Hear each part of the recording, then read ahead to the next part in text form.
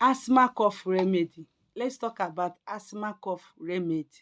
Asthma is a type of cough in which the main symptom is a dry, non-productive cough, and it is a kind of cough that does not expel any mucus from respiratory tract.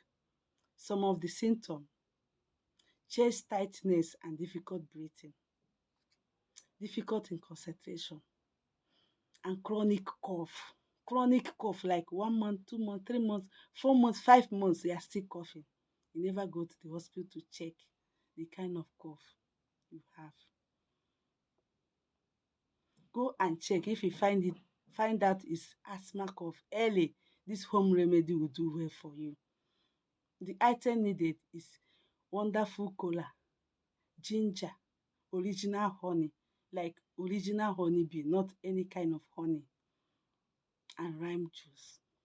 Preparation: grind the wonderful kola and the ginger together. Grind them to powder form. Then add the 1 bottle of honey inside. Then add half bottle of lime juice.